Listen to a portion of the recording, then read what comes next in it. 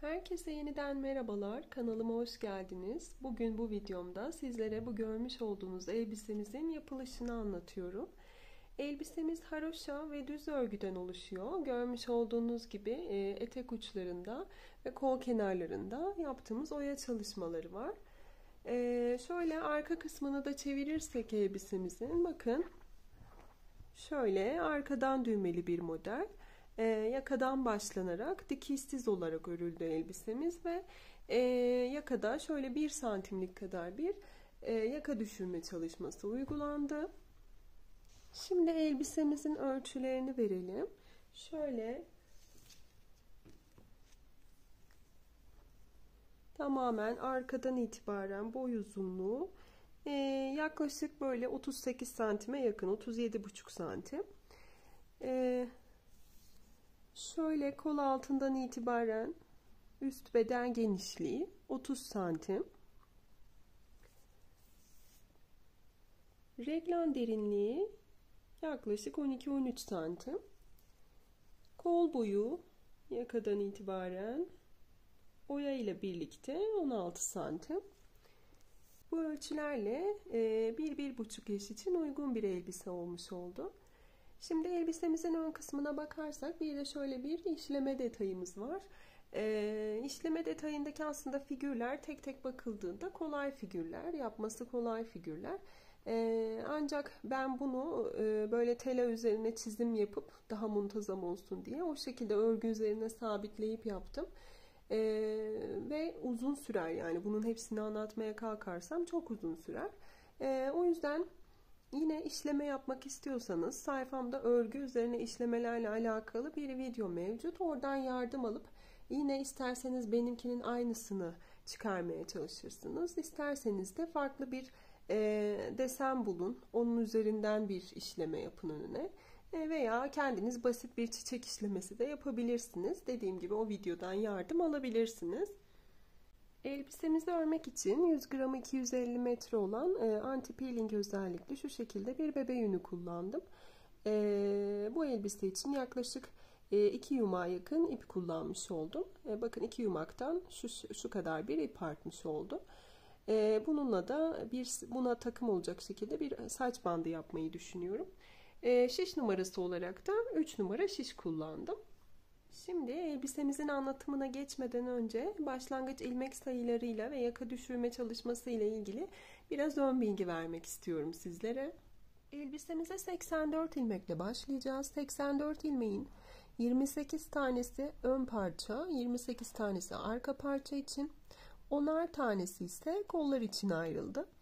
4 ayrı reglan bölgesinde 2'şer ilmek olmak üzere toplamda 8 ilmeğimiz de reglan bölgelerine ait. Şu arka parçaya baktığımızda arkadan düğmeli bir model olacağı için şuradan 5 haroşalık bir, her iki tarafta da düğme bandı gibi bir görüntümüz olacak. O yüzden buralara 5-5 şeklinde paylaştırıldı. Yani toplamda şuranın tamamı 14 ilmekten oluşacak. 5'i haroşa olacak. Geri kalan 9'u da buraya ait olmuş olacak. İlmeklerimizin ayarlamasını yaptıktan sonra elbisemize ilk olarak yaka düşürme çalışmasıyla başlayacağız. Bu arkadan düğmeli bir model olacağı için hırka ve kazak yapımından biraz daha farklı olacak yaka düşürme çalışması, ama mantığı aslında yine aynı. Zaten yaka düşürme çalışmamızı yapmamızdaki amaç nedir? Arka kısmı ön kısma geçmeden, ön parçaya geçmeden, mesela şurası ön parça olacak ya, arka parçayı ön parçaya geçmeden önce birkaç kez şöyle git gel yapıp örerek ön kısımdaki yakanın arka kısma göre daha düşük olmasını sağlamak ve böylelikle giydiğinizde işte hırka, kazak vesaire neyse giydiğinizde ön yakanın boğazı rahatsız etmemesini sağlamaktır. Bu nedenle yapıyoruz biz yaka düşürme çalışmasını. Örneğin bu bir hırka olmuş olsaydı açık kısım burası olduğu için ön parçamız burası olurdu. Yani yaka düşürme çalışması yaparken dokunmayacağımız yer burası olurdu. Ön parçaya dokunmayacaktık. Bakın Nasıl yapardık o zaman yaka düşürme çalışmasını? Şuradan başlıyoruz. Başlangıç noktamız şurası olurdu. Buradan itibaren şu şekilde örüp buradan şöyle reglen bölgelerini geçip buradaki reglen bölgesine geldiğimizde sadece 1-2 ilmek örüp buradan tekrar geri dönerdik. Sonra tekrar buradaki reglen bölgesine geldiğimizde 1-2 ilmek daha örüp tekrar geri dönerdik. Kaç aşamalı bir yaka düşürme çalışması yapacaksak o kadar dönüşler yapıp birkaç tur burada git gel, şu ön parçaya dokunmadan bunların arasında git gel yaparak bu kısmı, arka parçayı biraz ilerletecektik. Yeteri miktara ulaştığımızda da ne yapacaktık?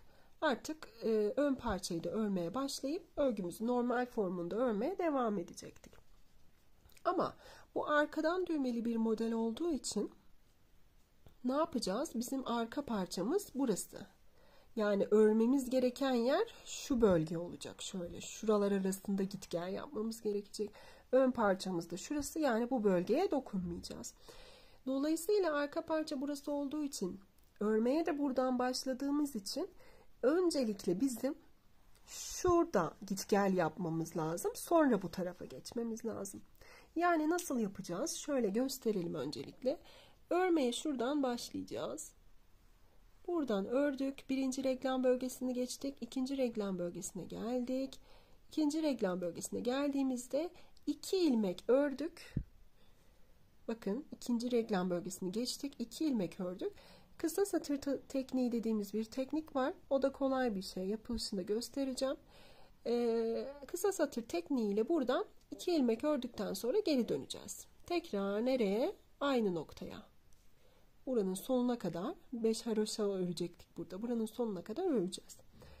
Sonra tekrar buradan başlayacağız örmeye. Tekrardan geleceğiz. Buradan 2 ilmek daha öreceğiz. Bakın, bu ördüğümüz 2 ilmeği de geçip 2 ilmek daha öreceğiz. Daha sonra kısa satır tekniğiyle tekrardan geriye dönüş yapacağız. Yine aynı noktaya geleceğiz. Sonra tekrar devam edeceğiz. Tekrardan geleceğiz buradan. Bu 2 ilmeği de geçip artı 1 ilmek öreceğiz bu sefer. Bu 1 ilmeği de ördükten sonra tekrar geri dönüp aynı noktaya geleceğiz. Bunları yaparken bu arada düz örgü kısmında arttırmalarımızı da yapacağız. Yani ilk gidişte bu reglen bölgelerindeki arttırmalarımızı da yapıyoruz. Geriye dönüşte arttırma yapmayacağız. Bu şekilde ördükten sonra bakın, son 3 aşamalı bir yaka düşürme çalışması olacak. 2-2-1 şeklinde yaptık, ördük. Sonra bu sefer arttırmalarımızı da yaparak geleceğiz. Ördüğümüz o kısa satır yaptığımız yeri de geçeceğiz. Artık yapmayacağız geriye dönüş. Devam edeceğiz. Buraya kadar bir turu tamamlayacağız. Buradaki arttırmalarımızı da yaparak tabii ki. Sonra burada ne yaptıysak aynısını burada da yapacağız. O gidiş dönüş buradaki reglen bölgesine kadar örüp 2-2-1 şeklinde buraya gidiş dönüş yaparak aynı burada yaptığımızın aynısını bu tarafta da yapacağız. Böylece yaka düşürme çalışmasını tamamlayacağız.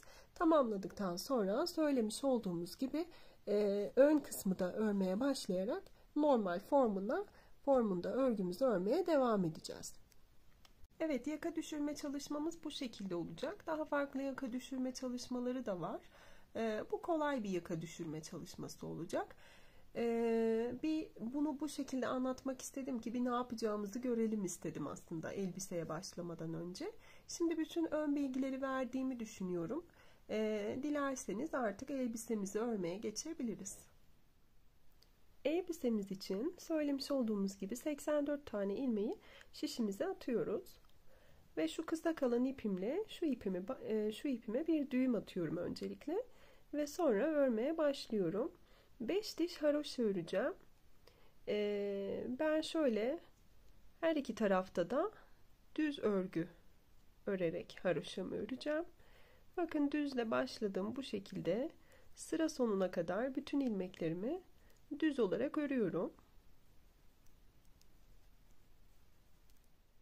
Sıramın sonuna kadar düz olarak ördükten sonra işimi çeviriyorum şöyle ve yine düz olarak örmeye devam ediyorum. Bu sefer ilk ilmeğimi örmeden alıyorum. Diğerlerini düz olarak örüyorum. Bu şekilde yine sıramın sonuna kadar düz olarak öreceğim. Böylelikle bakın düz kısımda baktığınızda burası örgümüzün ön yüzü ve bir diş haroşamız oluşmuş oldu. Bu şekilde hem arka kısımda hem de ön kısımda düz olarak örelim ve 5 diş haroşa oluşturup gelelim. 5 diş haroşamı ördüm. Gördüğünüz gibi reglam bölgelerime de ilmek belirleyicilerimi yerleştirdim. Bakın söylemiş olduğumuz gibi ön bedenimiz şurası olacak zaten, arkadan düğmeli bir model olacağı için. Ön kısım şurası ve 28 ilmeklik bir kısım ayırdık buraya. 10'ar ilmek kollara ayırdık. Ve 14 yine toplamda 28 ilmek ön kısımla aynı olarak arka kısma ayırdık. Bu tarafta 14, bu tarafta da 14 ilmeğimiz var. Reglam bölgelerimiz için de ikişer ikişer toplamda 8 ilmek ayırmış olduk. Her bir reglam bölgesinin sağına ve soluna birer tane ilmek belirleyici yerleştirdim. Şimdi 5 diş haroşamı ördüm ve örgümün ön yüzündeyim. Artık düz olarak örüyorum ve yaka düşürme çalışması yapacağım. Bakın şöyle yine örmeden aldım ilk ilmeğimi. Düz olarak örüyorum. Bu arada şimdi artık ön yüzde düz, arka yüzde ters olarak öreceğiz. Ancak yine şurada 5 tane ilmeğimi, şurası düğme bandı gibi olacak çünkü. 5 tane ilmeğimi yine haroşa olarak öreceğim. Dolayısıyla yine bu kısımları arka yüzü düz olarak devam edeceğim. Şimdi 3 ilmek ördüm. Yine 4, 5. Burayı haroşa olarak örmüş olduk ama zaten ön yüzdeyiz. Yani diğer ilmeklerimizi de düz olarak öreceğiz. İlmek belirleyicimin olduğu yere geldim. Hemen, yani reglam bölgemin olduğu yerin bir önceki kısmından bir arttırma yapıyorum. Bakın şöyle tekrar göstereyim. Şuradaki ilmeği kaldırıyorum. Şuraya yerleştirdim. Biraz netleyelim orayı. Ve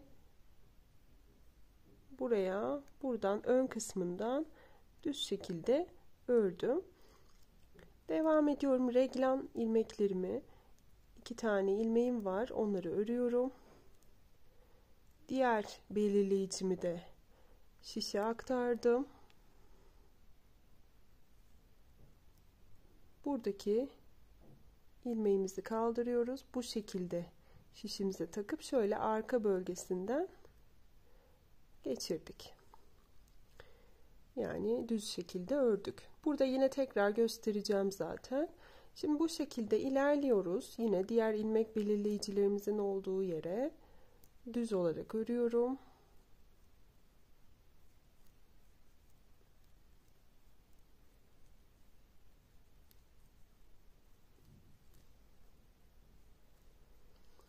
Ve diğer yine ilmek belirleyicimin olduğu yere geldim. Şişime bu ilmeğimi şöyle taktım.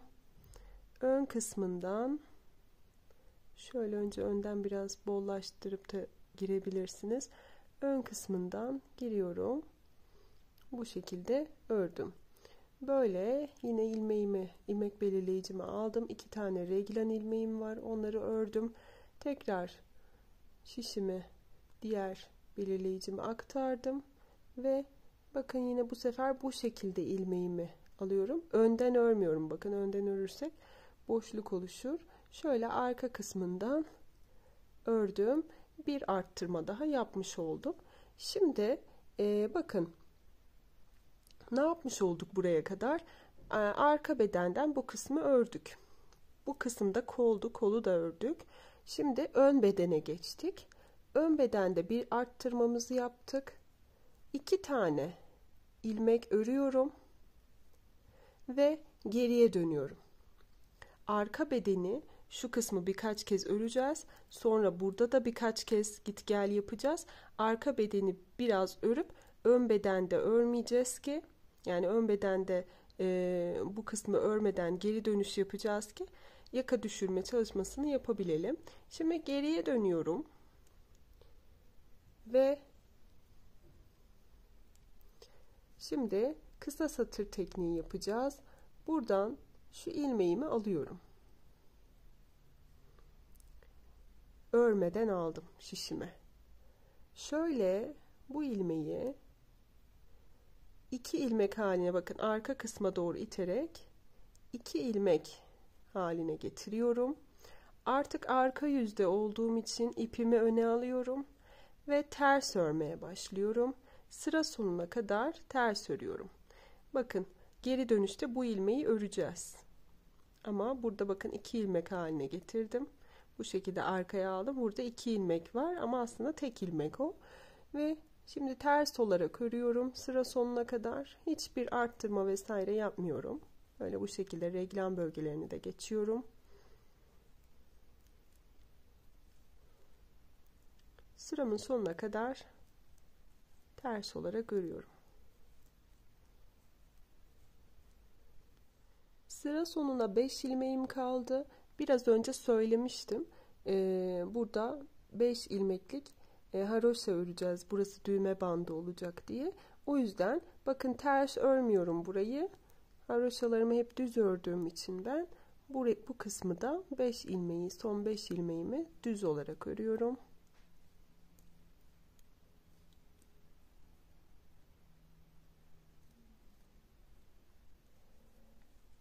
Evet, bu şekilde bu kısmı bitirdim. Şimdi tekrar geriye dönüyoruz.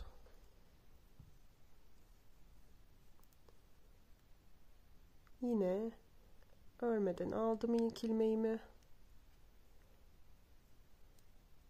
Zaten bu kısım ön yüz olduğu için haroşalarda düz örülecek. Diğer kısımları da düz öreceğiz.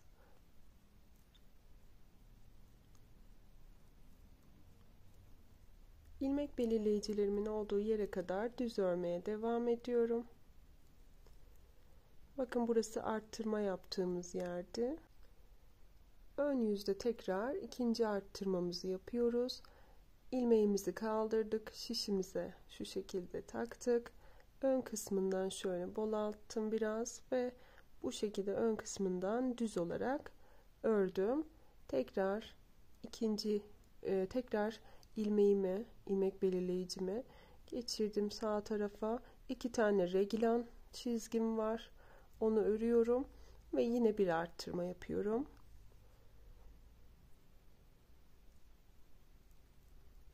Yine şu şekilde bakın geçirdim. Arka kısmından şöyle düz olarak ördüm. Hemen devam ediyorum. Düz olarak diğer ilmek belirleyicimin oraya kadar geliyorum.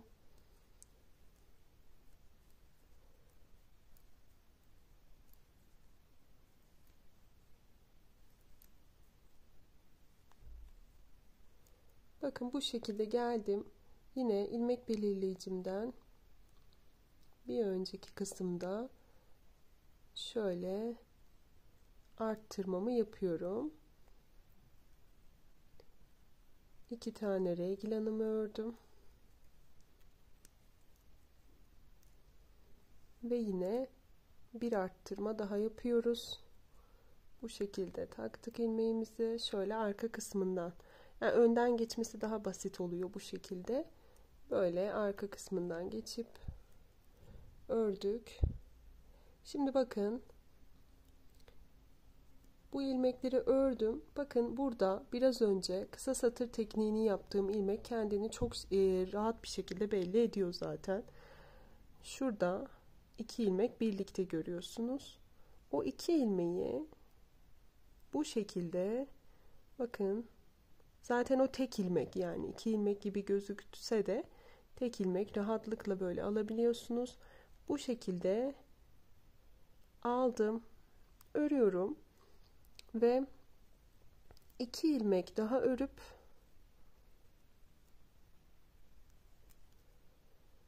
buradan yine geriye dönüş yapıyorum.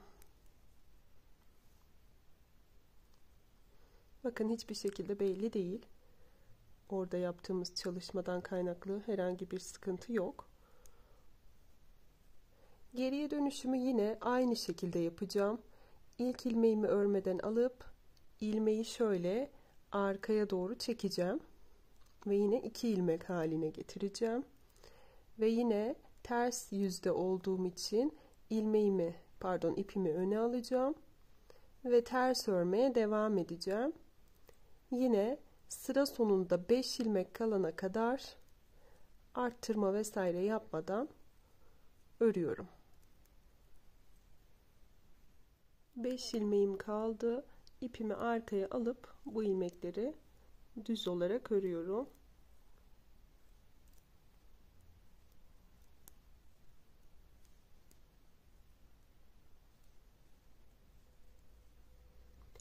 Ve yine geriye dönüyorum. Yine düz olarak bu şekilde arttırmalarımı yapıp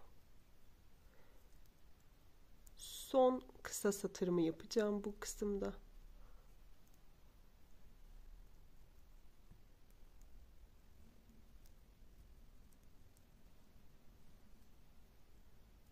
Evet, burada bakın bir arttırmam olacak. Yine şişime bu şekilde geçirdim. Ön kısmından birinci arttırmamı yaptım. Devam ediyorum. 2 tane reglan ilmeğimi ördüm. Ve yine ilmeğimi kaldırdım. Bu sefer bu şekilde geçirip arka kısmından kesiyorum. Arttırıyorum. Evet, bu şekilde ilk arttırmalarımızı yaptık. Devam ediyoruz.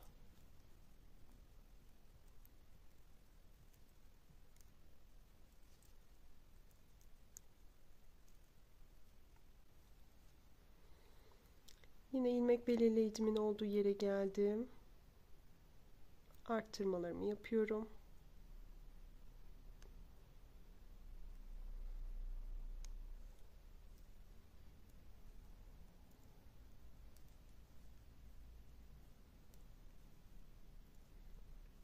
Diğer arttırmamı da yapıyorum.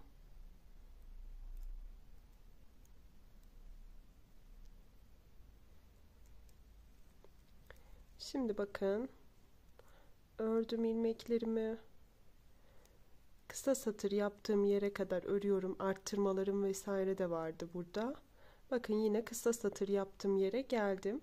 Yine ilmek kendini belli ediyor ve ön kısmından yine bu şekilde alıp bu ilmeği bu şekilde örüyorum ve bu sefer bir ilmek öreceğim. Bir ilmek öreceğim ve yine geri dönüş yapacağım.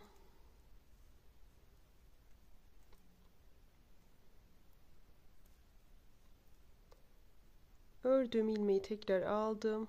Arka kısma doğru çektim. Bakın o ilmeği tek ilmek haline bu şekilde getiriyorum. Ve ipimi öne alıyorum. Ters örerek sıramın sonuna kadar geliyorum. Yine 5 ilmek kalana kadar sıramın sonunda ters olarak örüyoruz. Sondaki 5 ilmeğimizi yine düz olarak örüyoruz.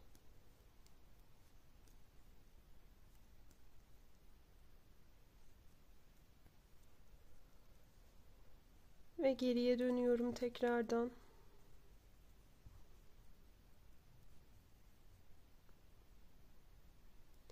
Artık bu kısımda dönüş yapmayacağım. Bakın. Burada 3 kez kısa satır yaptık. Gidip geldik. Artık kısa satır yaptığım ilmeği de örerek devam edeceğim. Bu taraftaki yaka düşürme çalışmasını yapacağım.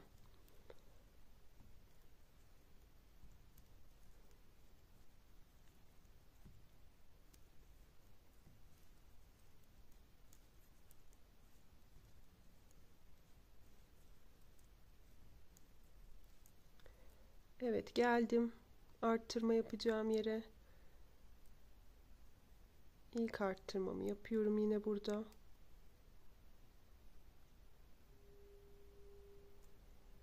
Şöyle ön kısmından biraz bollaştırdığımızda daha rahat oluyor.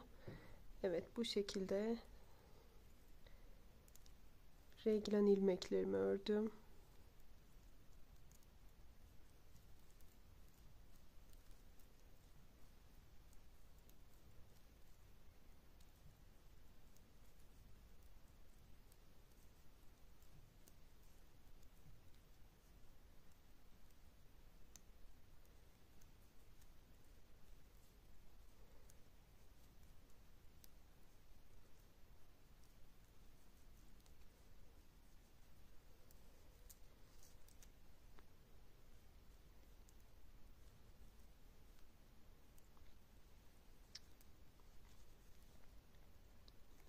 Diğer arttırma yaptığımız yerdeyiz.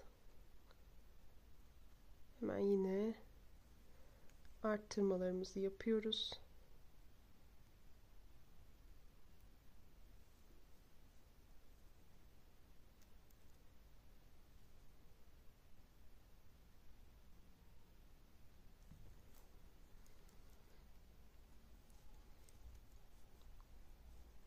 Reglan ilmeklerimi ördüm. Diğer arttırmamı yapıyorum. Sol taraftaki. Şu şekilde bakın. Yaptık arttırmamızı.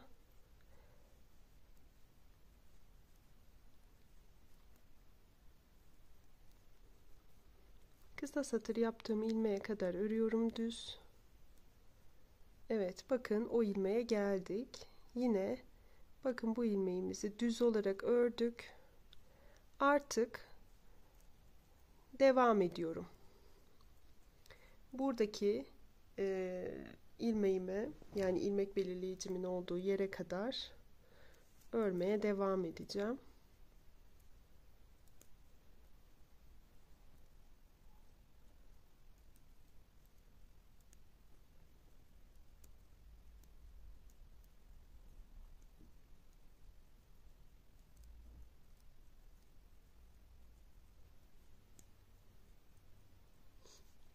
Geldim. Bakın yine arttırmamı yapıyorum.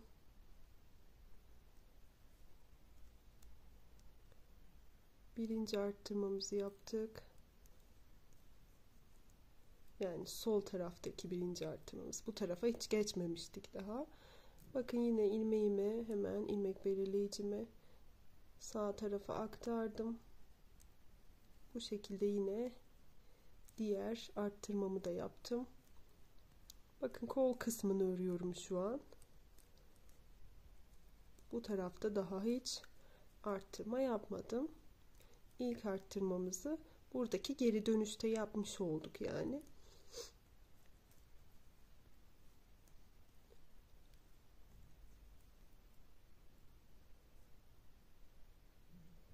Evet, yine ilmeğimizi geçirdik. Bu kısımda arttırmamızı yaptık.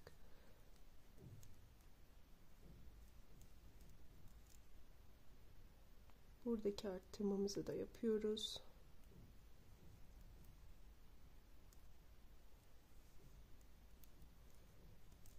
Ve sıra sonuna kadar düz olarak örüyorum. Haroşaları da düz ördüğüm için sıra sonuna kadar örüyorum. Sıra sonuna kadar ördüm. Ters çeviriyorum. Şimdi bu kısımdaki yaka düşürme çalışmamızı yapacağız. Kısa satırı yaparken burada ters yüzde yapacağız. Bakın bu kısımda düz yüzde yapmıştık. Hem arttırmalarımızı yapıp hem de kısa satırı yapıp geriye dönmüştük. Bu kısımda ise buradan gelirken zaten bir tane arttırma yapmış olduk. Şimdi ters yüzdeyiz. Ters yüzde bu sefer kısa satır tekniğini uygulayacağız. Dönüşlerde ise arttırmalarımızı yapacağız. Şimdi şu 5 haroşa kısmını 5 ilmek haroşayı düz olarak örüyorum.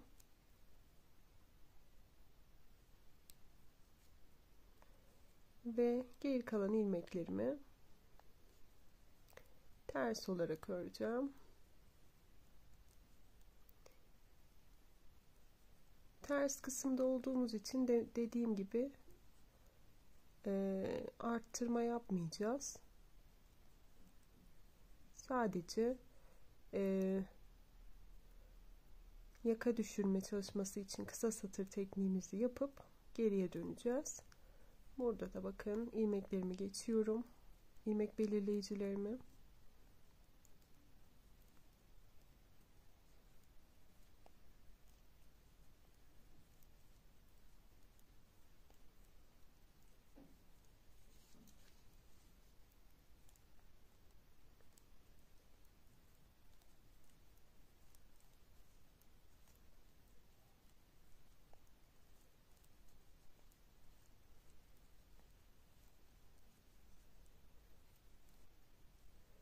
Evet, ön kısmın bakın ön kısma geçtiğimiz ilmek belirleyicilerin oradayız.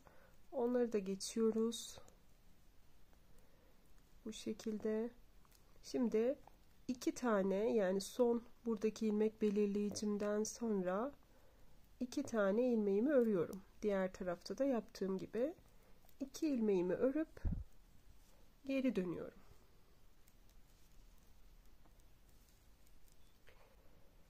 Şimdi bakın bu sefer kısa satır tekniğini aslında yine aynı şekilde uyguluyoruz ama burada ön yüzde yaptığımız için şöyle ipimizi öne alıyoruz ve bu ilmeğimi örmeden alıyorum. Yine aynı şekilde bakın ipi şöyle arkaya doğru çektirerek bu ilmeği 2 tane ilmek haline getiriyorum. Böyle bu şekilde. Biraz da buradan tutuyorum. Bu sefer çünkü ipi öne almayacağımız için iyi güzel bir şekilde çektirelim. Şimdi bunu çektirdikten sonra şöyle diğer ilmeğimi düz olarak öreceğim. Bakın o ilmek yine ikili gördüğünüz gibi. Ve şimdi düz yüzde olduğum için dönüşte dolayısıyla arttırmalarımı yapacağım. Evet bakın ilmeğimi kaldırdım, şişime taktım ve şöyle şu şekilde ön kısmından daha önce de yaptığımız gibi arttırmamızı yapıyoruz. Reglan kısımlarını örüyorum. Yine arttırmamı yapıyorum. Bu sefer sola eğimli arttırmamı yapacağım. Arka kısmından örüyorum. Bu şekilde sıra sonuna kadar örüyoruz. Yine şuradaki reglan kısmında yine arttırmalarımızı da unutmayalım ve sıra sonuna kadar düz bir şekilde örelim. Sıra sonundayım. Tekrar ters yüze geçiyorum. Ters yüzde biraz önce yaptığımız gibi kısa satır yapacağız. Evet, ters olarak pardon. Önce 5 tane haroşamız vardı. Onları düz olarak örüyoruz.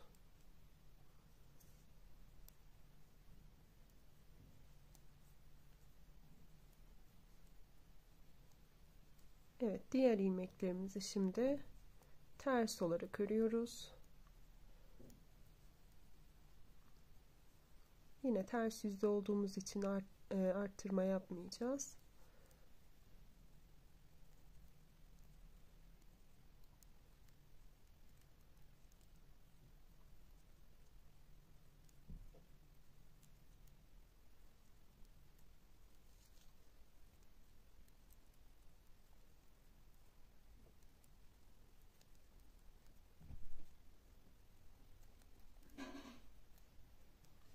İlmek belirleyicilerimin olduğu yere geldim ve yine ilmek belirleyicilerimi geçiyorum. Kısa satır olarak kısa satır yaptığım döndüğüm o ilmeği bakın şurada görüyorsunuz. O ilmeği şöyle şu şekilde yine ters olarak ördüm. Evet, şimdi bu ilmekten sonra 2 ilmek daha örüyorum. ve yine örgümüzü ters çeviriyoruz. İpimi yine öne alıyorum. Ön kısımda yaptığımız için burada yine bu ilmeğimi örmeden alıyorum ve bu şekilde bu ilmeğimi arka kısma doğru itiyorum. Çekiştiriyorum ipimi şöyle. Evet, şuradan yine biraz tutuyoruz ipimizi ve buradan yine düz olarak örmeye devam ediyoruz ve yine arttırmalarımızı yapıyoruz bu sırada. Düz yüzdeyiz çünkü. Evet, bu şekilde her zaman yaptığımız gibi yine reglan bölgelerindeki arttırmalarımızı yapalım ve sıra sonuna kadar düz olarak ilerleyelim.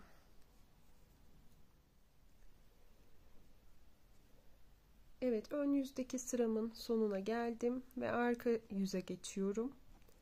Arka yüzde yine şu 5 tane ilmeklik haroşamı düz olarak örüyorum.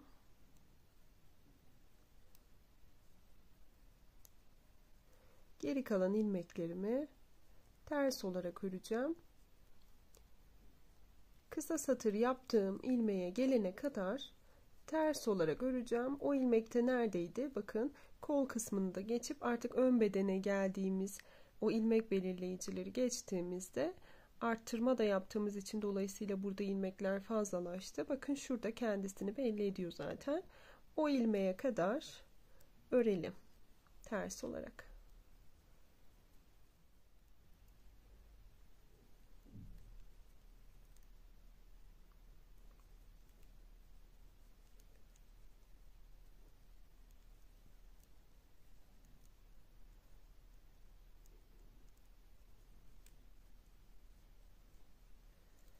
Evet, kısa satır yaptığım kısma geldim. Bu şekilde önden bakın, tekrar göstereyim. Çektirdiğimiz için ilmek böyle ikili gibi gözüküyor. İkisini birlikte alıyormuş gibi, yani tek ilmek zaten o. Şöyle bu şekilde alıyoruz ve şöyle biraz düzeltelim. Evet, bu şekilde yaptık. Şimdi son kısa satırımızı yapıyoruz. 2-2-1 şeklinde yapmıştık bu tarafta. Yine aynı şekilde bu sefer bir ilmek örüyorum ve bu ilmeği örüp hemen dönüş yapıyorum. Hemen buradan dönüşümü yaptım. İpimi öne alıyorum. Buradan hemen ilmeğimi örmeden alıp ipimi geri çektiriyorum. Şöyle şu şekilde 2 ilmek haline getiriyoruz. Evet, güzel bir şekilde çektirdikten sonra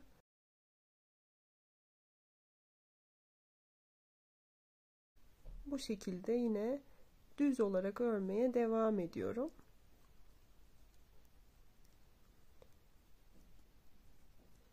Ön yüzdeyim. Hemen arttırmalarımızı da yapıyoruz.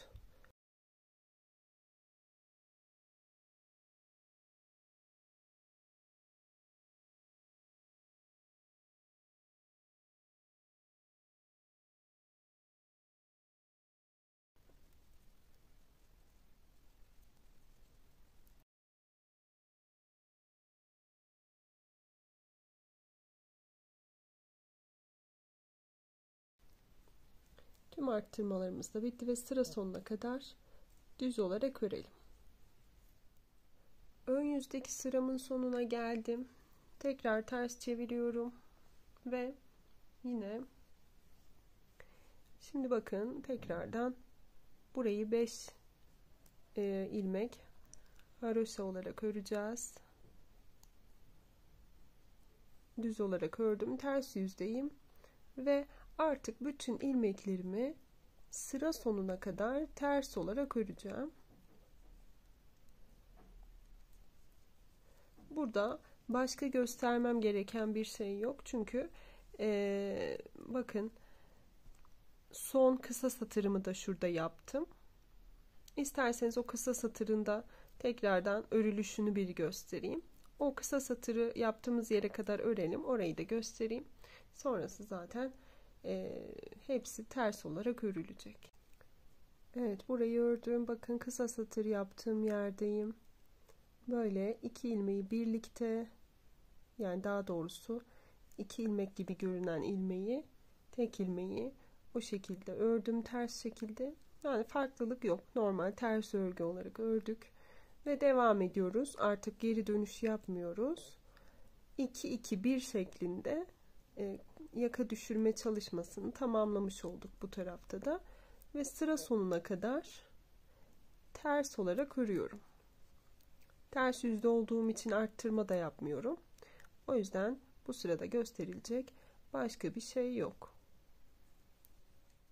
Evet, arka yüzü de sıra sonuna kadar ördükten sonra bakın yaka düşürme çalışmamız bitmiş oldu. Görmüş olduğunuz gibi arkadan düğmeli bir model olduğu için burası, bu kısım arka parça olacak. Arka parçayı gördüğünüz gibi birkaç kez gidip geldiğimiz için burası örülürken ön parça daha ilerlememiş oldu. Dolayısıyla bu çalışma bittiğinde ön parçanın yakası arka parçaya göre daha düşük olacak. Böylelikle yaka düşürme çalışmamızı da tamamlamış olduk. Şimdi artık kısa satırla hiçbir işimiz kalmadı. Sadece arttırmalarımızı yapacağız. Bir de unutmadan şunun da bilgisini vereyim. Eğer benim yaptığım ilmek sayısında, yani 84 ilmekle başladıysanız, şimdi yaka düşürme çalışması sonrasında buralarda biliyorsunuz 14 28 ilmeğimiz vardı arka parçada toplam, yani şuralarda 14 bunlar 18 toplamda da 36 ilmeğe çıkmış oldu. Kol kısmında ise onar ilmeklerimiz vardı. 18 olmuş oldu. Ön parça ise yine arka parçayla aynı, toplamda 36 ilmeğimiz var. Yani yaka düşürme çalışması sonrasında bu ilmek sayısına ulaşmamız gerekiyor. Şimdi artık yapacağımız şey kenar kısımlardaki haroşaları öreceğiz. 5 ilmeklik haroşalarımız vardı. Onları unutmayacağız ve arka yüzde ön yüzde arttırmalarımızı yapacağız. Arka yüzde de hiç arttırma yapmadan ters olarak öreceğiz. Ön yüzde arttırma, arka yüzde hiçbir şey yapmadan ters olarak öreceğiz. Bu şekilde örgümüzü biraz ilerleteceğiz. Sonrasında da bu haroşa kısımlarını birbirine birleştireceğiz. Biraz ilerlettikten sonra örgümüzü bu şekilde ilerleyelim. Ancak düz kısımda arttırmalarımızı, reklam bölgesindeki arttırmalarımızı yapmayı unutmayalım. Yaka düşürme çalışması sonrasında örgümü 3 sıra daha ilerlettim. Bu 3 sırayı örüyorken yaptığım arttırmalarla birlikte arka parçamda toplamda bakın 40 ilmeğe ulaştım. Ön parçamda yine 40 ilmeğe ulaştım. Kollarda da 22 şeklinde bu kadar ilmeğe ulaşmış olmam gerekiyor. Şimdi artık bakın normalde ters yüzdeyim.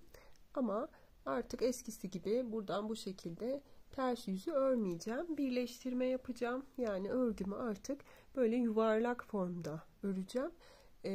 Yani sadece düz yüzde hep örmüş olacağım artık. O yüzden bakın birleştirmeyi yapacağım. Şuradaki misinam uzun olduğu için şuradaki ilmeği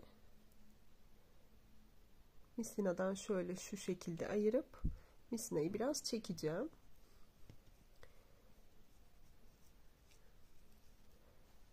Bakın bu şekilde örmeye başlayacağım. Artık bir de başlangıç noktam olacak. Buradan başladığım için dolayısıyla burayı başlangıç noktası olarak kabul edeceğim. Haroşalarımı öreceğim her zamanki gibi, ancak artık bir tur ters yüzde bir turda düz yüzde örmediğimiz için hep düz yüzde öreceğiz artık. Bu nedenle haroşalarımızı hep düz olarak öremeyeceğiz. Bakın en son düz örmüştük. Şimdi artık bir tur ters, bir turda düz örmem gerekiyor. Bu nedenle artık ipimi öne alıyorum. Bu turda şu kısmı ters olarak öreceğim. Ve şu başlangıç kısmını yaparken ilmek belirleyiciyi bir süreliğine çıkartacağım. Sonra tekrar yerleştiririm. Engelliyor çünkü oranın güzel birleşmesini. Şu şekilde birleşmemi yapıyorum. Bakın ters olarak şöyle sıkı bir şekilde burayı birleştirelim. Evet, haroşa kısımlarını ters olarak ördüm. Bakın şöyle yine ipi arkaya aldım. Düz örüyorum.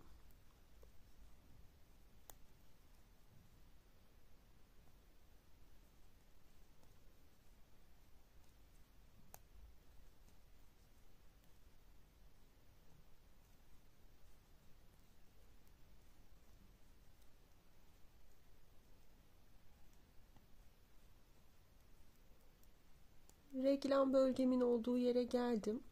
Bakın biz normalde ters yüzdeydik. Yani bir tur bizim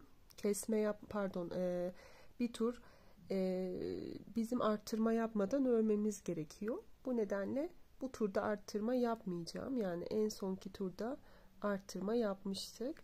Bu turda arttırma yapmıyorum. Bir sonraki turda arttırma yapacağım.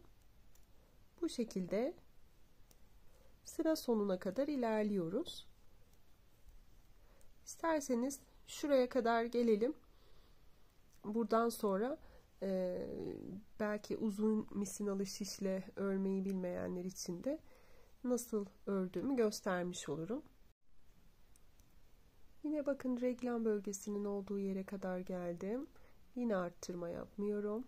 Bu tur hiç arttırma yapmayacağım. Bu şekilde ilmek belirleyicilerimi kaydırdım ve devam ediyorum örmeye.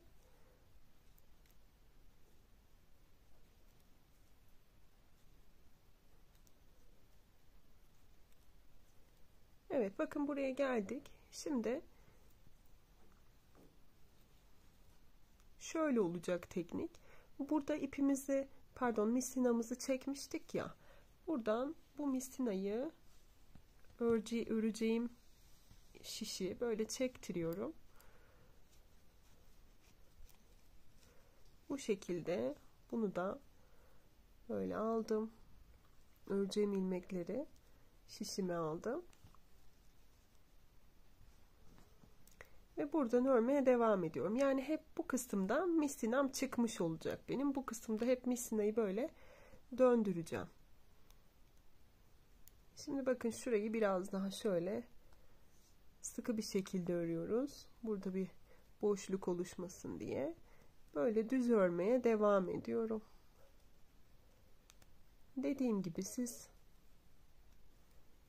kısa misina ile de örebilirsiniz. Ben çok şiş değiştirmeyi sevmiyorum. Bu şekilde sıra sonuna kadar, sıra sonu dediğim yeni bir başlangıç noktası belirlemiştik şurada. Belirleyicimi çıkarmıştım ama tekrar takacağım onu. Burada zaten kendisini de belli ediyor aslında.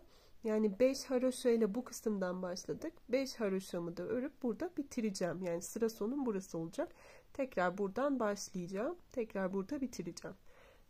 Bu şekilde başlangıç noktasına isterseniz belirleyici takmaya da bilirsiniz.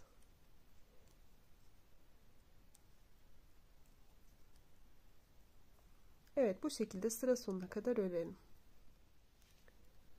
Evet, şimdi 5 diş haroşamı da örüp başlangıç noktama geliyorum bakın. Bu şekilde ters olarak örüyorduk. 3, 4 ve 5. Evet, bu kısım benim başlangıç noktam. Ördükçe daha da iyi birleşecek. Şimdi bakın eşitlenmiş oldu. Tersle başlamıştık. Burada da tersle biterek haroşalar şu anda eşitlendi.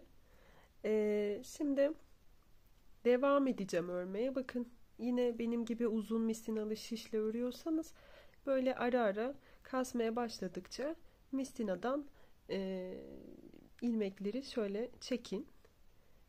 Yani misinayı şöyle çekin. Bu şekilde çıkarta çıkarta kenarında yuvarlak formda örün. Evet, bu şekilde bakın, şimdi düz olarak öreceğim. Haroşa kısmını bir miktar kadar örüp sonra artık düze geçeceğiz burada. Yani haroşa kısımları kendini belli ettiği için burada ben ilmek belirleyici kullanmayacağım. Siz isterseniz kullanabilirsiniz. Şimdi bakın, düz olarak örüyorum bu noktaları artık. 5 ilmeğim düz.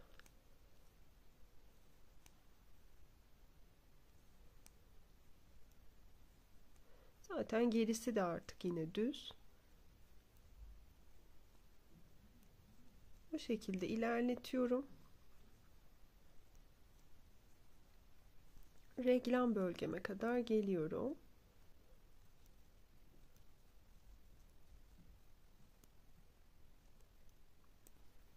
Evet, bakın, reglan bölgesinin olduğu yerdeyim. Şimdi şuradaki ilmeğimi kaldırıp arttırma yapacağım. Öncelikle bu şekilde bakın alıyorduk ilmeğimizi diğer şişimize. Sonra buradan ön kısmından girip arttırmamızı yapıyorduk. Evet, ilk arttırmamı yaptım. Devam ediyorum. Reglan bölgelerimizde örüyoruz. Ve hemen yine buradaki arttırmamızı da yapıyoruz. Bu sefer şişimi bu şekilde alıyordum. Sola eğimli arttırmamızı da bu şekilde yapıyorduk. Devam ediyoruz. Yine bir sonraki reglan bölgesine kadar düz olarak örelim.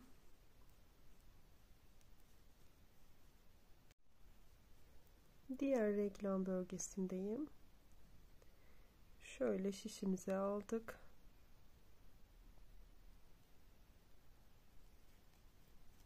Arttırmamızı yaptık. 2 ilmeğimi ördüm. Tekrar bir sonraki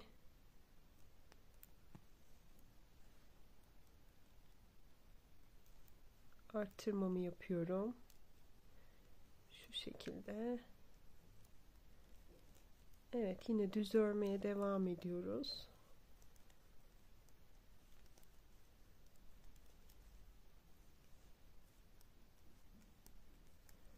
Bakın, böyle şişimi, misinamı çıkarttığım yerlere geldiğimde hemen öreceklerimi şöyle şişe aktarıyorum.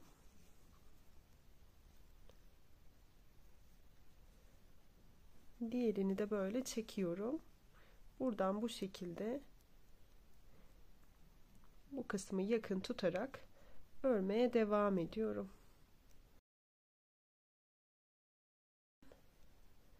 Evet, bu şekilde örüyoruz.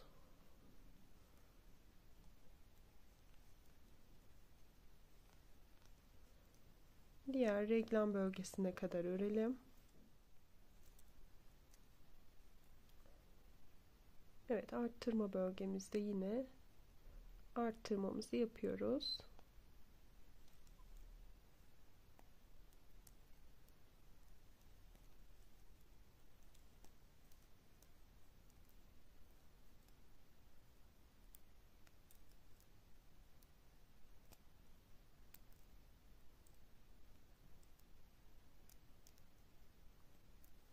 İlmek belirleyiciler biraz engelliyor. Evet, şu şekilde arttırmamızı yaptık.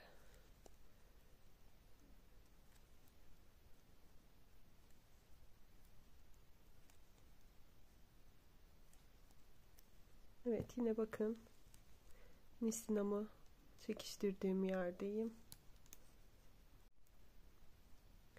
O yüzden bu ilmekleri şöyle misinaya, pardon, şişe geçiriyorum. Bunları şöyle biraz daha yine çıkartıyorum ilmeklerimi şişten ve ipimi arkaya alıp tekrar devam ediyorum örmeye.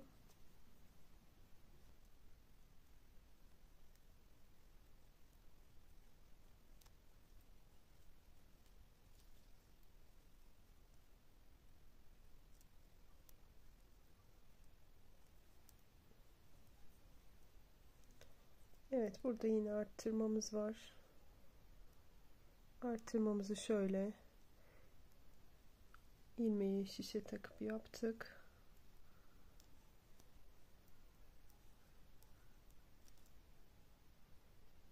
İkinci arttırmam.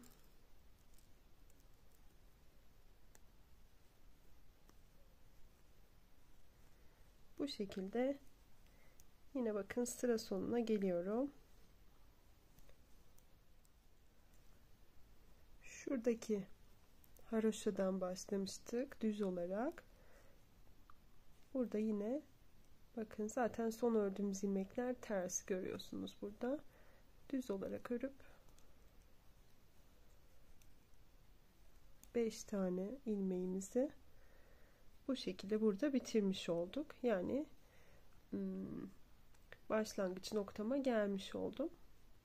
Birleştirdiğimiz noktadan itibaren bir diş haroşa örmüş olduk. 2 sıra ördük ama bir diş haroşa çizgisi oluşturduk. Şimdi burası toplamda 5 diş haroşa çizgisi olana kadar, yani 4 diş daha haroşa çizgisi oluşturacağız bunun üzerine. Her iki tarafta da bakın 5 diş toplamda, bununla birlikte 5 diş haroşa çizgisi oluşana kadar bu şekilde örüyoruz. Dikkat etmemiz gereken şey, artık yuvarlak formda ördüğümüz için, ters yüzde hiç örmediğimiz için bir sıra arttırma yaparken bir sıra yapmamak. Bir önceki sırada beraber arttırmalarımızı yapmıştık. Şimdi öreceğimiz sırada arttırma yapmayacağız. Haroşalarımızı devam edeceğiz aynı şekilde. Bir sonraki sırada tekrar arttırma yapacağız. Yani bir tur arttırma yapıyoruz, bir tur yapmıyoruz. Bu şekilde söylemiş olduğum gibi hem arttırmalarımızı dikkat edelim hem de haroşa dişlerimiz 5 diş haroşa çizgisi olana kadar örelim. 5 diş haroşa demiştim ancak 4 diş yeterli geldi. O yüzden burada artık haroşa örmeyi bırakacağım. Artık bu kısım şöyle yatay bir bant gibi olacak. O şekilde düşünelim. Yani şuranın devamı gibi. Burada bu kısmı bitirip hepsini düz örmeye başlayacağız. Yani buradan sonrası için artık haroşa kısmını da örmeyeceğiz. Bütün turu düz olarak tamamlayacağız. Bakın yine şöyle başlıyorum. Başlangıcını yine göstereyim. Düz olarak başlıyorum burada.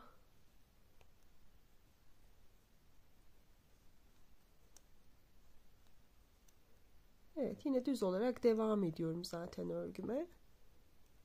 Yine bakın burada arttırmalarımızı yapacağız. Öreceğiz ve şurada yine 5 diş haroşanın olduğu yerde düz örüp kapatacağız. Yani isterseniz başlangıç noktasını artık takabiliriz. Düz öreceğimiz için artık karışabilir. Burada bakın düz örgüyle başladık. Buradan devam ettik. Burada düzle bitireceğiz. Artık buranın hepsini düz olarak öreceğiz. Yani anlatmam gereken başka bir şey yok burada. Çünkü düz örgü ve arttırmalarla devam ediyor. Tek değişen şey haroşaların yerine artık burada düz örgüyle devam etmemiz oldu. Bu şekilde örgümüzü ilerletelim. Sonrasında size arttırmalarla, yani bir tur arttırma yapacağız, bir tur yapmayacağız ya, artık kol kısmını ayırma yerine gelene kadar o şekilde tek devam edeyim ben. Sonrasında size arttırmalarla birlikte kaç ilmek sayısına ulaştığımı söyleyeceğim. Örgümüzü ilerlettik. Bir tur arttırma yapıyorduk şu reglan bölgelerinde, bir tur yapmıyorduk. Yaptığımız arttırmalarla birlikte şu anda toplamda arka parçamda 70 ilmeğim var, ön parçamda da 70 ilmeğim var, kol kısımlarında da 52 tane ilmeğe ulaştım. Reglan bölgelerinin o arasındaki 2 tane ilmeği saymıyoruz bakın. Ön parça için biliyorsunuz ben şuradaki ilmek belirleyiciyi çıkarmıştım. Orada da bir ilmek belirleyici var gibi düşünün. Yani şu arada 2 tane reglan bölgem var. Bu arada yine şu 2 reglan bölgesi dışında şu aradaki ilmekleri sayıyorum. 70 ilmeğe ulaştım. Yine kollar içinde bakın. Burada 2 tane reglan ilmeğim var. Ondan sonrası için sayıyorum. Burada yine bakın Şurada 2 tane reglanım var. Bu arada 52 tane ilmeğim var. Şimdi artık istediğim uzunluğa geldim. Sizin için şöyle uzunluğunu da vereyim. Ne kadar olmuş? Bakın bu yaklaşık neredeyse 14 santim, 13,5 14 kadar. Burası da şöyle şuradan itibaren alalım. Bu da yaklaşık 12-12,5'a tekabül ediyor ön parça. Yaka düşürme yaptığımız için burası buraya göre biraz daha kısa. Belki farklı şiş numarası veya iplikle örüyorsanız böyle uzunluklar verdiğim sayıya göre değişebilir. O yüzden uzunluğunu da dikkate alırsınız. Şimdi bakın artık buradan sonrası için burası benim başlangıç noktamdı. Ben tek başıma ilerlerken ilmek belirleyiciyi çıkarmıştım. Nerede olduğumu görebiliyorum diye. Yine burada bir ilmek belirleyici takalım. Başlangıç noktamız belli olsun. Başlangıç noktamdan itibaren yine düz şekilde örüyorum. Şu kolun olduğu, kola geçtiğimiz kısmın reglan bölgesine kadar düz şekilde örelim. Evet, kol kısmına geçtiğim reglan bölgesindeyim. Şimdi artık bu ilmek belirleyiciyi çıkarıyorum. Burada 2 tane reglan ilmeğim var. Bu reglan ilmeklerinin bir tanesini arka parçaya veriyorum. Geri kalan kısmını kola vereceğim. Yine şuradaki reglan kısmına gelene kadar kol kısmına vereceğim. Şimdi bu ilmekleri, koldaki ilmekleri bir tane ipliğe alacağım veya işte siz neyi alıyorsanız farklı bir şişe de alabilirsiniz onu. İlmek tutucunuz falan varsa ona da alabilirsiniz. Ben bir yün iğnesiyle ipliğe buradaki kol için ayırdığım ilmekleri geçireceğim. Bakın buradaki ilmeklerimin reglan bölgemin söylemiştim orayı. Bir tanesini kola, bir tanesini arka parçaya verdim. Alıyorum buradaki ilmekleri bu şekilde geçirelim.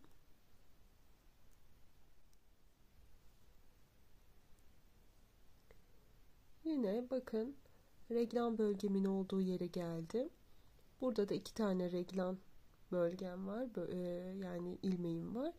2 reglan ilmeğinin bir tanesini yine kol kısmına katıyorum. Burada bir tanesi yine ön parça için. Bu kısım ön parçaya aitti. Bir tanesi yine ön parça için kalacak. Böyle iğnemi çektiriyorum. Bakın şuradan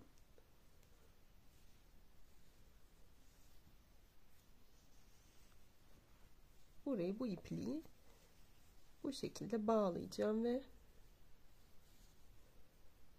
bir süreliğine bu kol kısmı şimdi askıda kalacak. Artık şu kısımdan böyle örmeye devam edeceğim. Diğer kol parçamın olduğu yere gelene kadar.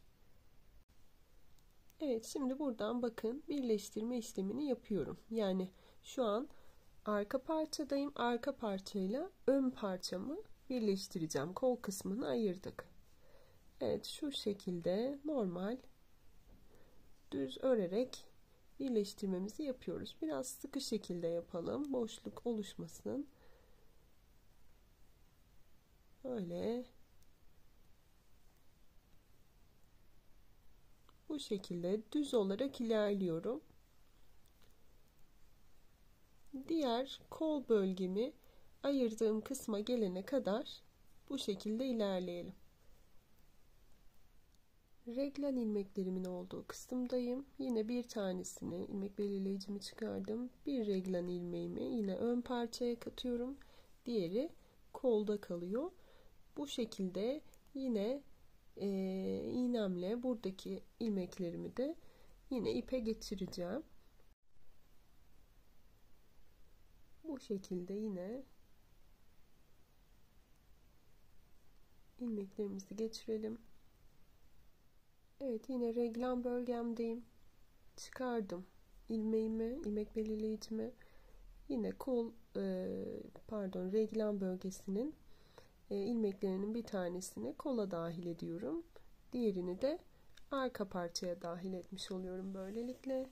İpimi yine çekip buradan bağlıyoruz. Evet, yine bu şekilde buradaki şişimle buradaki ilmeklerimi örerek bu kısmı yine birleştireceğim. Ancak kol kısımlarını artık şişten çıkardığımız için dolayısıyla yine şişimiz gerginleşmeye başladı. İsterseniz yine dediğimiz gibi kısa misinalı şişinize geçebilirsiniz. Ben bununla devam edeceğim. O yüzden şu noktadan çıkardım. Bir noktadan bakın şöyle misinamı şu şekilde çıkardım. Ancak şurada birleştirme yaptığımız noktadan çıkarmayalım. Eğer siz de bu şekilde örecekseniz. Yoksa orada birleştirme yaptığımız için çok ayrım olur. Ben şöyle şuradan bir yerden çıkardım. Bu şekilde örgüyü örmeye devam edeceğim. Bakın çıkardıktan sonra yine şuradaki şişimi de şöyle çıkarıp bu şekilde öreceğim. Ama tabi burada birleştirme yaptığımız için yine dikkatli örmemiz lazım.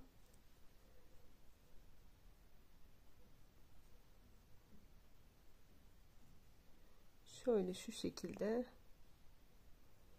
sıkı bir şekilde tutarak misina ile şişi birbirine yakın tutalım. Bu şekilde örmeye devam edelim. Evet, buradaki birleştirmemizi de yaptık.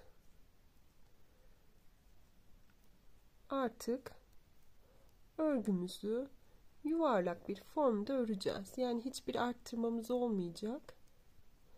Tabii öncelikle bakın şöyle şu başlangıç noktasına kadar gelelim ve turumuzu tamamlayalım. Evet, başlangıç noktamın olduğu yere geldim. Buradan sonrası için herhangi bir arttırma vesaire yok. Düz şekilde örgümüzü ilerletiyoruz. İsterseniz şuraya kadar bir göstereyim, misinayı oradan çıkardığım yere kadar. Bu şekilde nasıl örüldüğünü de bir görün.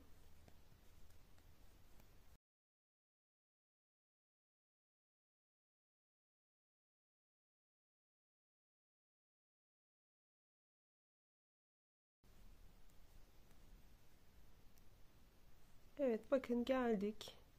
Bu şekilde buradaki şişimiz artık boşa çıktı.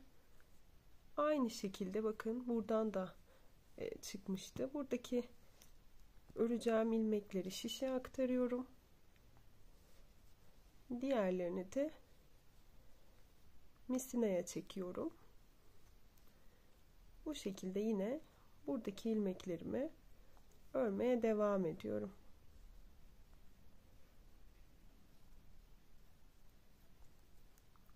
Evet, burada göstermem gereken herhangi başka bir şey yok. Modelli, motifli bir elbise olmadığı için düz olarak öreceğiz. Arttırmalarımız da yok. Bu şekilde birkaç santim ilerleyelim. Sonrasında kaç sıra ördüğümün bilgisini sizlerle paylaşacağım. Kol kısımlarımızı ayırıp arka parçayla ön parçamızı birleştirme işlemini yaparken zaten sizinle bir tur o esnada örmüştük. Onun üzerine ben 7 tur daha ördüm. Yani 7 sıra daha örgümü ilerlettim. Şimdi yine bakın başlangıç noktamdayım.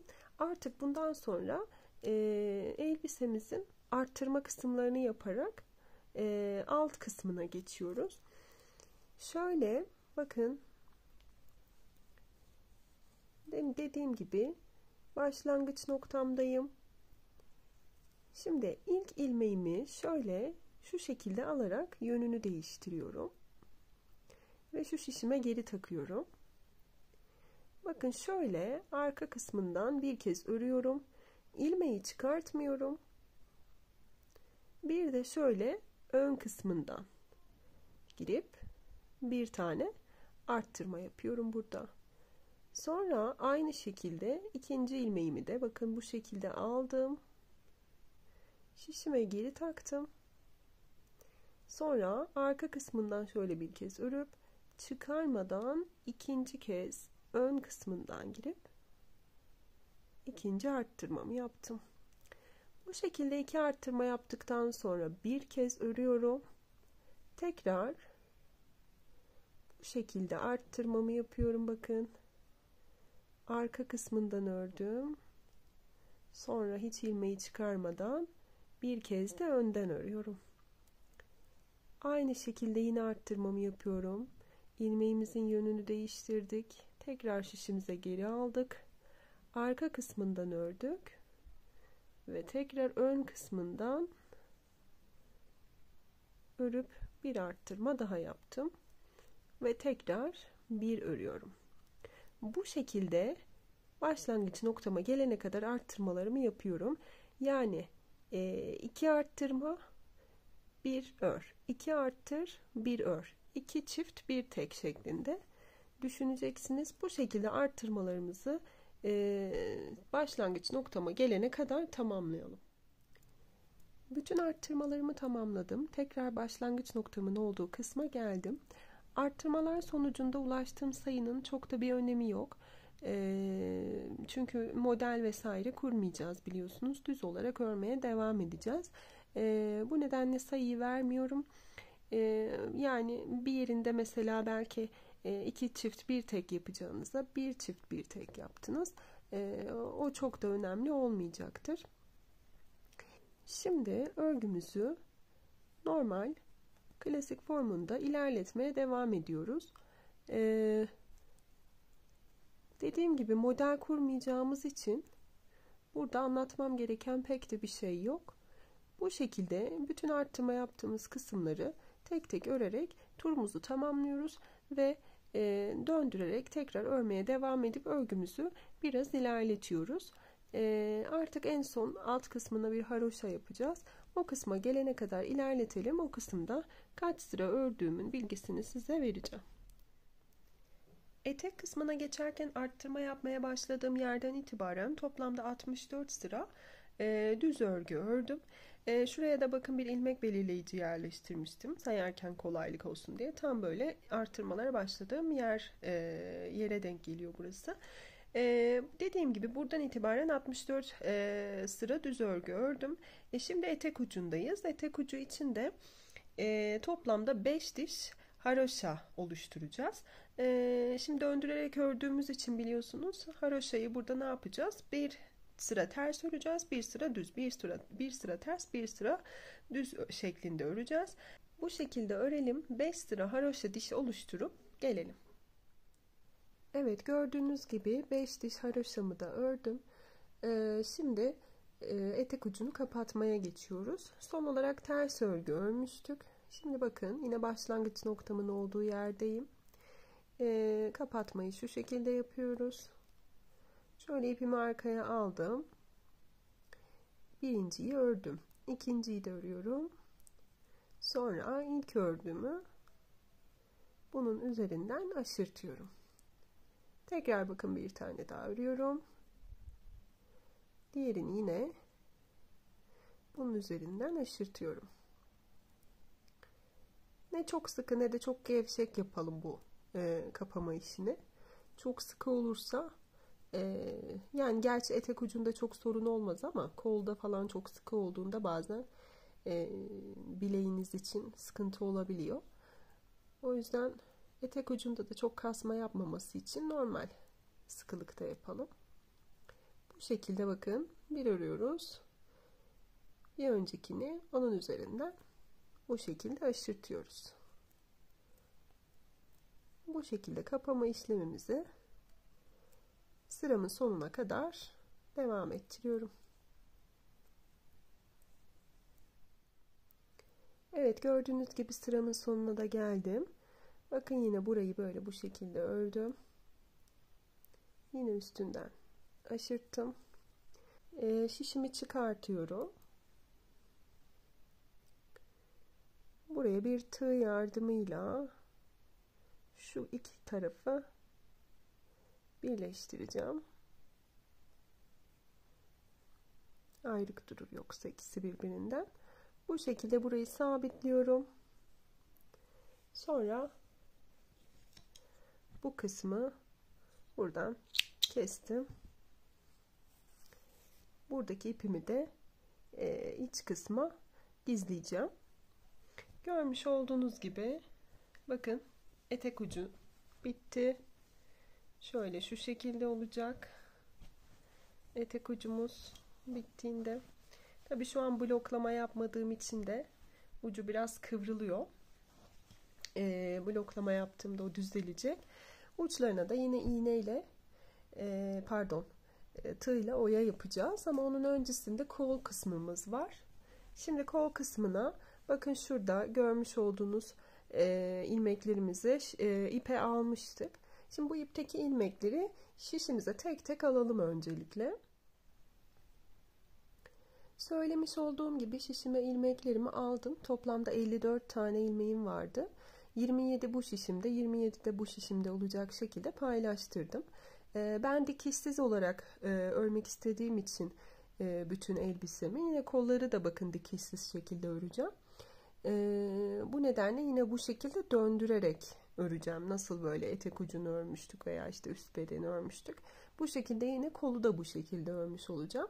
Eğer bu size zor gelirse veya dikişli örmek istiyorsanız bu kısmı böyle gidişli gelişli bir ters yüzden bir de düz yüzden örüp sonra kol kısmını dikebilirsiniz. Ama çok kısa olacak zaten kol kısmı. O yüzden dikişe ben zaten hiç gerek duymuyorum. Şimdi söylemiş olduğum gibi uzun misinalı şişle devam ettiğim için de böyle ikiye ayırdım şişimdeki ilmeklerimi. Burada bu şekilde örmeye devam edersek burada kocaman bir boşluk kalacak. Yani şurayı hesaba katmadan bu şekilde döndürerek örmeye başlarsak şurada boşluk kalacak. Bu nedenle bu boşluğu kapamamız lazım öncelikle. Bakın şöyle öncelikle şu tarafa bir bakıyoruz.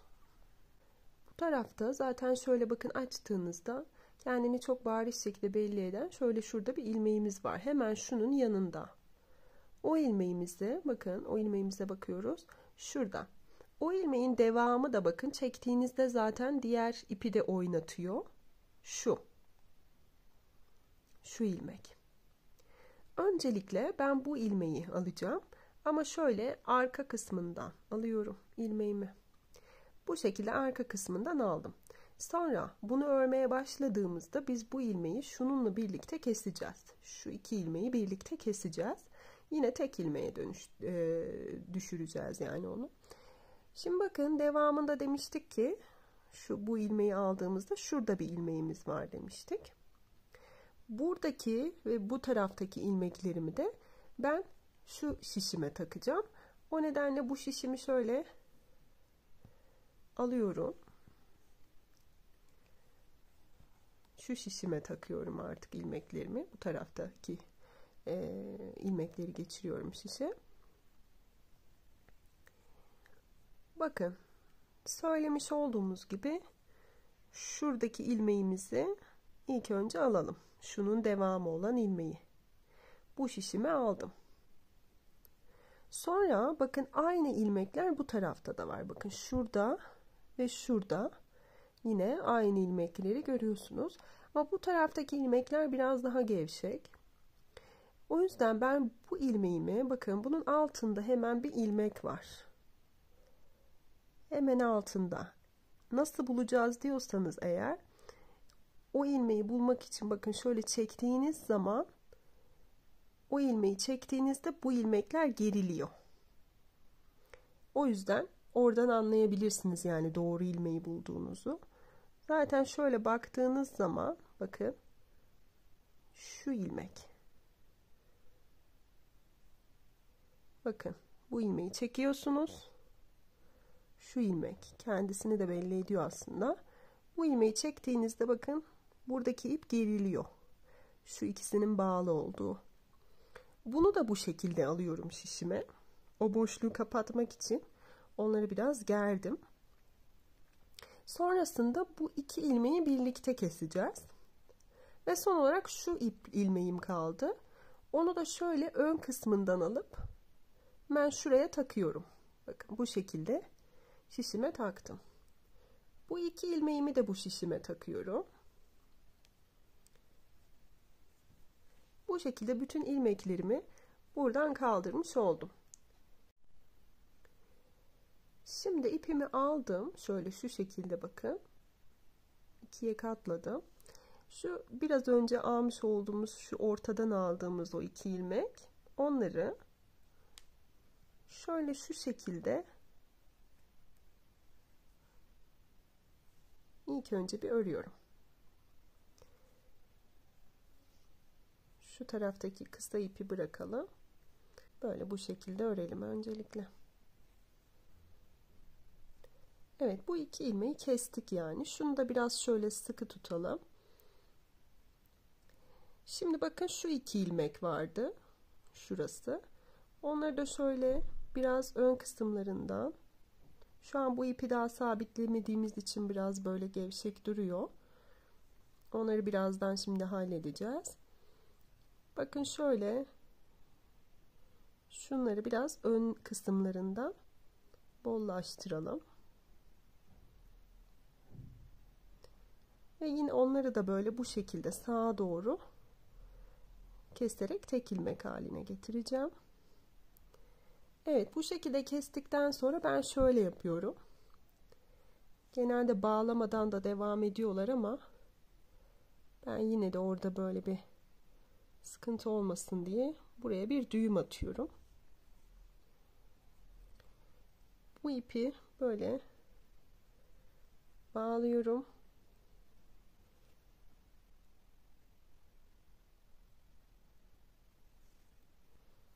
Evet, bağladıktan sonra bu ipimi yürüteceğim şimdi. Nasıl yürütüyorum bakın ipi. Bu kısa ipi şöyle öncelikle sol tarafımda parmağıma doluyorum.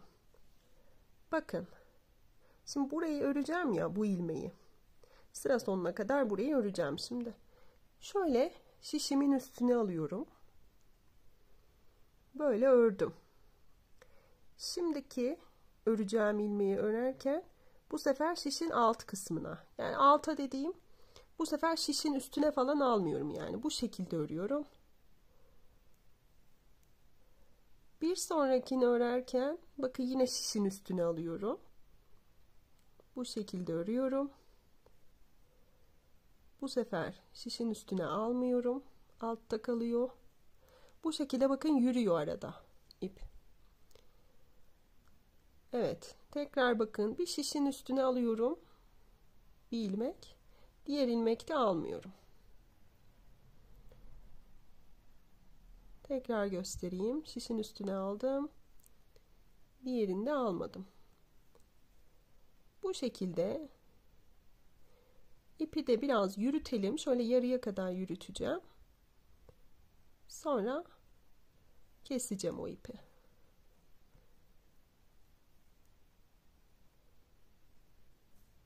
Evet, buradan itibaren artık yürütmeyeceğim. Sonra bakın devam ediyorum. Bu şekilde bütün ilmeklerimi sıra sonuna kadar örüyorum.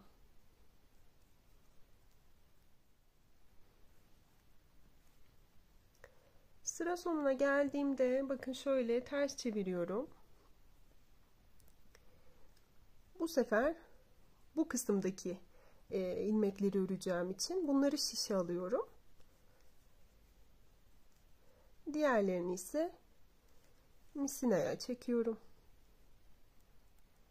Devam ediyorum buradan örmeye. Şöyle şu ikisini de yakın tutuyorum. Daha önce de böyle çorap videosu çekerken de göstermiştim misinalı şişle örerken nasıl örmemiz gerektiğini. Böyle yakın tutuyorum ki o arada boşluk oluşmasın diye. Bu şekilde devam ediyoruz. Yine sıra sonuna kadar örüyorum. Sıra sonunda şu son 2 ilmeğe kadar geleceğim. Bu son 2 ilmeği biliyorsunuz, bir tanesini o aradan almıştım. O aradan aldığım ilmekle yanındakini kesecektim. O kısma kadar gelelim. Evet, son 2 ilmeğimdeyim. Bu 2 ilmeği keseceğiz demiştik. Bakın şöyle, hani arttırma yaparken nasıl böyle zor kısımdan çapraz olarak örüyorduk boşluk oluşmaması için. Yine bunu da böyle çapraz olarak arka kısmından öreceğiz. Ama öncelikle şu ilk ilmeğimin yönünü değiştiriyorum ki çapraz örerken kolaylık olsun diye. Bunu değiştirmiyorum. Yoksa bunu değiştirirsek yine boşluk oluşur. Bunun yönünü değiştirmiyoruz. Böyle bu iki ilmeği arka kısımlarından sola doğru kestim bu kısmı. Sola doğru kestim. Ve devam ediyorum. Şimdi buradan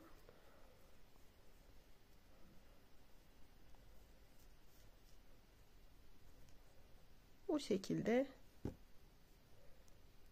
öreceğiz. Yine aynı şekilde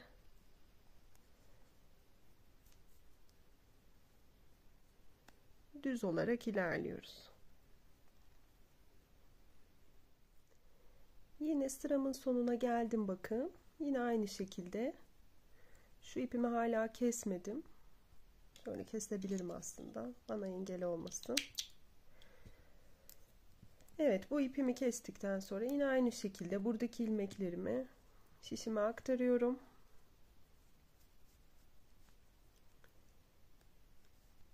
Buradakileri de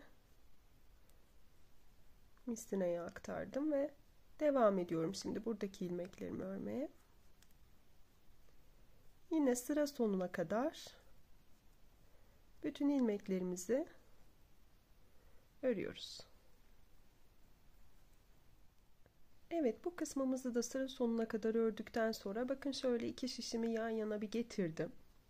Şöyle şu kısma bakalım. Bakın şöyle sıkı sıkı şu kısımları çok gevşek örmeyelim. Buradan buraya geçiş yaparken. Bu kısmı böyle örmeye devam ettikçe şuradaki bakın boşluğu kapatmak istemiştik. Yine çok hafif bir boşluk kalıyor. Bakın şöyle göstereyim. Ama zaten şuradaki reglam bölgesinin de devamı olduğu için hani çok da sıkıntı değil yani. Ve tam böyle koltuk altına denk geliyor zaten görmüş olduğunuz gibi. Yani çoğunluğu kapanmış oldu. Hani direkt o kısmı öreceğimizden çok çok fazlası kapandı. Yani eğer o şekilde direkt örmüş olsaydık burada çok büyük bir boşluk vardı. Çok minik bir şekilde bakın şöyle delik kısmı var. Ama dediğimiz gibi çok sıkıntı değil. Çok kötü bir görüntüsü yok. Şimdi bakın şöyle yapıyoruz. 2 tur bu böylelikle düz örgü örmüş olduk. Düz örgü 2 tur ördükten sonra şimdi 4 diş kolda 4 diş olarak yaptım haroşa kısmını. 4 diş şimdi haroşa örelim. Yine döndürerek bu şekilde aynı etek ucunda yaptığımız gibi. Bu şekilde 4 diş haroşa olana kadar örelim. Sonra kapama kısmını yapıp kol kısmını da bitirelim. 4 diş haroşam oluştu. Şimdi yine etek ucunda yaptığım gibi kapatacağım bu kısımları. Şöyle bakın yine şuradaki şişimizi çektik. Buradan örmeye devam ediyoruz. Bir tane örüyorum. İkinciyi de buradan örüyorum. Yine bakın bunu bunun üstünden atlatıyorum. Bu şekilde kapamamızı sonuna kadar yapalım.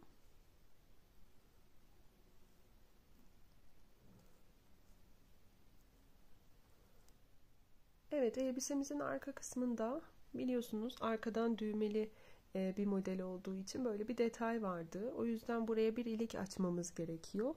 Daha önce böyle bir arkadan düğmeli model yaptığımda iliği biraz değişik açmıştım. Böyle kalın bir ilik açmıştım buraya.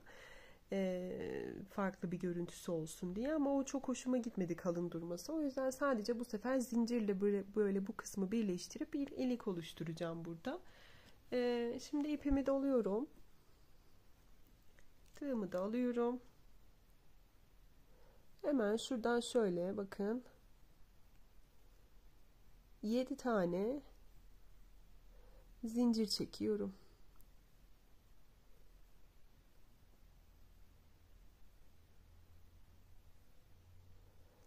Ben 7 zincir çektim.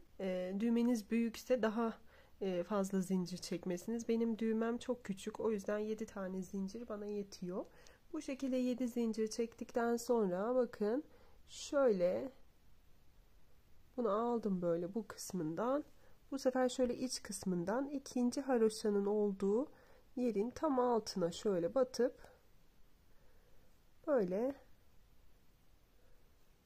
kaydırarak sonra da bir zincir çekip buraya sabitliyorum. Sonra o ipi kesip yine aşağıda bir kısma, şu tarafta iç kısımda bir yere gizleyeceğiz. Bakın şöyle basit bir ilik açmış olduk yani. Şuraya da düğmesini dikip, bakın düğmeyi de çok ileri dikmeyeceğim. Yani şöyle tam şu noktaya dikeceğim. Şöyle şunun ortasına. Bu şekilde birleştirmiş olacağım. Böyle arkasındaki detay bu şekilde gözükecek yani. Şimdi kol ucuna ve etek ucuna yapacağımız oya çalışması için şöyle açık renkli açık krem bir ip kullanacağım. Bakın şöyle tam koltuk altına denk gelen yerde şöyle zaten bir çizgi var, onu görüyorsunuz. Onun hemen sağındaki delikten başlayacağım. Görüyorsunuz şuralarda kapattığımız yerlerin ilmekleri gözüküyor zaten. O delikten, bakın şuradaki delikten giriyorum. Ve şöyle ipimi sabitliyorum. Şöyle 2 zincir çektim. Ve devam ediyorum. Bakın onun yanındakini ve diğerini atlıyorum. Yani 2 tane delik atlıyorum. Üçüncüye batacağım. Ama önce üstüne alıyorum. Şöyle tığımın. Sonra o üçüncüye batıyorum. Şöyle 2 kanadından birlikte olacak şekilde. Battık, çıktık ve trabzan yapıyorum. İkili trabzan. Şöyle birinciyi yaptım. Şimdi tekrar üstüne alıyorum. Tekrar aynı yere batıyorum. Daha bu ipi de burada yürütebiliriz. Şöyle o ipi de tutuyorum. Battım, çıktım. İkili trabzan yaptım. Devam ediyorum. Tekrar bakın. Aynı yere batıyorum. Bir ikili trabzan daha yapıyorum. Bu şekilde 6 tane trabzanı tamamlıyoruz. İkili trabzan yapıyoruz. Toplamda 6 tane. Sonra tekrar 2 tane atlayıp üçüncüye batıyoruz. 6 ilmeğimiz tamamlandı. Bakın onun yanındaki ilmek, yani şu battığımın yanındaki bu. Bir diğeri şu. 2 tanesini atladık. Şuna batıyoruz. Ve buraya sabitliyoruz. Önce şöyle çıkardım ve şuradan kaydırma yöntemiyle kaydık ve bir tane zincir çekip sabitliyorum. Aynısından bakın yine yanına da yapacağız. Tabi burayı şimdi buraya sabitledik ya. Yine aynı şekilde 2 tane atlıyorum. Üstüne alıp üçüncüye batıp 6 tane trabzan yapıyorum. İkili trabzan. Tekrar 2 tane atlayıp buraya batıp sabitliyorum. Ve toplamda yani 7 tane boşluk harcamış oluyoruz burası için. 7 boşluk bir tane oya için gidiyor yani. Yine bakın şuraya sona geldiğinizde işte 7 kalmayabilir, 6 kalabilir mesela, 5 kalabilir. Onun ayarlamasını yaparsınız. Yani sonda 5 kaldıysa veya 6 kaldıysa o kadarlık yapın. Çok sıkıntı olmayacak. Çünkü burayı biz böyle tam denk gelecek şekilde ayarlamadık. Bu şekilde ilerleyelim. Sonuna kadar aynı şekilde oyalarımızı yapıp bitirelim. Kenarlardaki oya çalışmalarımın hepsini bitirdim. Bakın gördüğünüz gibi kol kısımları böyle bu şekilde. Etek ucu kısmı da bu şekilde oldu. Böylelikle elbisemizin hepsini bitirmiş olduk. Son olarak elbisemizin arka kısmını da gösterelim. Bakın şöyle. Arkadan düğmeli bir model çalışmıştık. Şurada zincirden yaptığımız bir iliğimiz vardı. Düğmemi de ben böyle şuraya uç kısmına yakın bir noktaya dikmeye çalıştım mümkün olduğunca. Yani şu kısımlar birbirinin üstüne gelmeyecek şekilde olmalı. Arka detayı böyle bu şekilde çalıştık çünkü şurada bir boşluk kalmalı. Arkadan görüntüsü de bu şekilde elbisemizin. Böylelikle bir videonun daha sonuna gelmiş olduk. Umarım beğenmişsinizdir. Şimdiden yapacaklara kolay gelsin diyorum. Ve videomu beğendiyseniz beğenip kanalıma abone olmayı unutmayın. Eğer bir sorunuz olursa da yorum kısmından sorabilirsiniz. Mümkün olduğunca dönmeye çalışırım. Tekrar başka bir videoda görüşmek üzere. Hoşça kalın.